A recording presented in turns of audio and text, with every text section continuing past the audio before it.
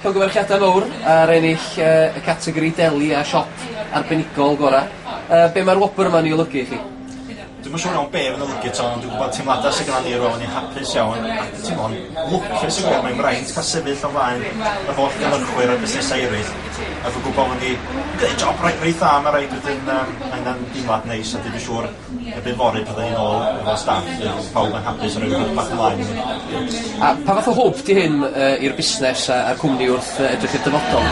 Achos ni'n busnes ifanc, a dyna ni ddim o gymni o'r siop, dyna ni ddim dysgu lot wrth fynd ymlaen, ac mae'n deimlad da gwybod rhywun sydd efo'r gwybodaeth i ddod i'r siop heb ni'n wybod rhywdro i feirniadu, a mae rhaid oedd o neu hi yn credu fod i'n gwneud gwaith reit da, yn deimlad braf. A sut ydych chi'n diddathlu rwan heno? Os oes i'n deall iawn, mae gen i ofn cofio, achos bod i'n nos iau, yn nos sydd ben bore fory fyny'r gogledd, a wrach gawn ni ryw dathliad batros y penwthnos a jyst rhan efo'r staff, a dyn byd mawr.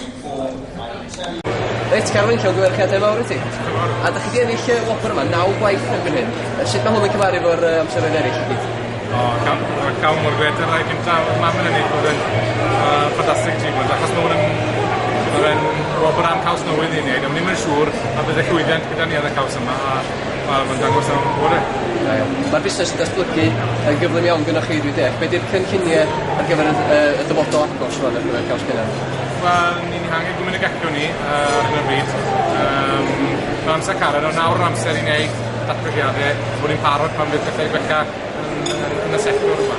Popeth mewn busnes yn y bryd, ond ni'n gweld bod mwy o bobl yn prynu bwyd o mwy o safon.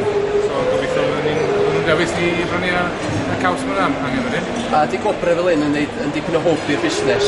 O, di. Mae fe'n helpu ni dangos wedi gawon y caws newydd, weddol newydd, ac i dangos nhw bod ni'n gwneud rhywbeth bach o wahanol, a felly mewn i sector fe felly bydd ni'n ffili i wneud un. So mae fe'n tipyn o helpu ni hwn. A sut ydych chi'n diddathlu hyn o'r rwan? O, fan o'n digon o'r diod o'r lliw goch siwad. Da iawn, diolch yn fawr iawn. Daniel, llongyfarchiadau mawr iawn i chi. Diolch yn fawr iawn. Enillydd pencampwr gwir flas i Llynedd, ac eleni yn ennill yr wobr ychwanegu gwerth gyda'r cig ynde. Sut mae'n teimlo? Ban am arfarchnad, does am i ben i ni gynhyrchu bwyd, ond ni bai fod ni wedi cael crediniaeth yn y bwyd a'i ddatblygu o, a dyna sy'n eisiau ni'n neud. Faint o hwb oedd ennill y wobr fawr yma Llynedd i chi'r busnes? Oedd hwnna'n gydnabyddiad gwych i'r busnes i gyd ac yn braint i triadol i fi wrth gwrs. Ond mae ennill efo'r cynnyrch fel hyn eleni yr un mor bwysig achos da'n dangos bod ni'n symud y busnes yn ei flaen ac yn codi gwerth a codi safon bob blwyddyn. Felly mae ennill y wobr yma'n ticio bocs arall ar y rhestr? Mae angen cario ymlaen ar yr yrfa. Pa wobr fyddwch chi'n ennill blwyddyn nesaf? Nawn ni weithio ar hwnna, da ni weithio ar hwnna rownd y bwr hyn o fa. A felly fyddwch chi'n dathlu heno felly? Da ni'n trio dathlu fel da ni'n byw.